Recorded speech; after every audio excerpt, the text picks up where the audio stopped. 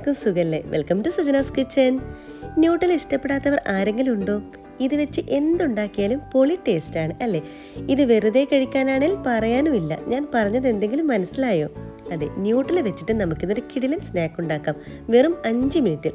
അപ്പോൾ ഒന്ന് കണ്ടുനോക്കിയാലോ? അതിനു മുമ്പ് നിങ്ങൾ ആദ്യമായിട്ടാണ് ഈ ചാനൽ കാണുന്നെങ്കിൽ പ്ലീസ് ഒന്ന് സബ്സ്ക്രൈബ് ചെയ്ത് സപ്പോർട്ട് ചെയ്യണേ. കൂടെ കുഞ്ഞു ബെല്ലൈക്കൺ ഒന്ന് ക്ലിക്ക് ചെയ്യുമ്പോൾ ഓൾ എന്ന ഓപ്ഷൻ തന്നെ ക്ലിക്ക് ചെയ്യണേ. എങ്കിലേ ഞാടുന്ന പുതിയ വീഡിയോസിൻ്റെ നോട്ടിഫിക്കേഷൻ നിങ്ങൾക്ക് കൃത്യമായിട്ട് കിട്ടുള്ളൂ.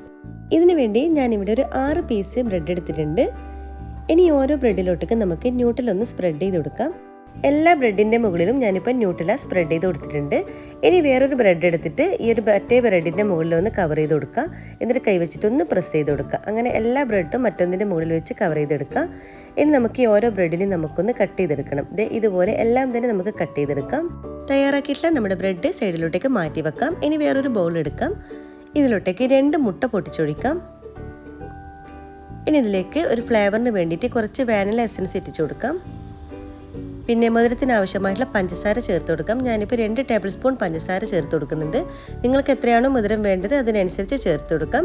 എന്നിട്ട് എല്ലാം കൂടി നന്നായിട്ടൊന്ന് മിക്സാക്കി കൊടുക്കാം. നമ്മൾ പഞ്ചസാര നന്നായിട്ടൊന്ന് മെൽറ്റായിട്ട് വരണം, അതുവരെ ഒന്ന് മിക്സാക്കി കൊടുക്കാം. ഇനി ഒരു പാൻ എടുക്കാം. പാൻ നന്നായിട്ട് ചൂടാകുമ്പോൾ ഇതിലോട്ടേക്ക് 1 ടീസ്പൂണോളം നെയ്യ് ചേർത്ത് കൊടുക്കാം.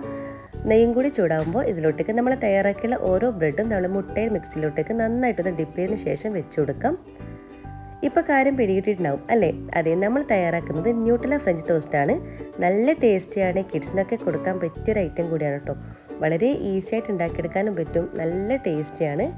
സാധാരണ ഫ്രഞ്ച് ടോസ്റ്റ് പോലെ തന്നെയാണ്. ഒരു ഭാഗമാകുമ്പോൾ നമുക്കിതെല്ലാം തന്നെ ഓരോന്നായിട്ട് തിരിച്ചിട്ട് കൊടുക്കാം. വളരെ ഈസി ആയിട്ട് ഉണ്ടാക്കിയെടുക്കാൻ പറ്റും കേട്ടോ. ഒരു 5 മിനിറ്റും കൂടി വേണ്ട നമുക്ക് തയ്യാറാക്കാൻ.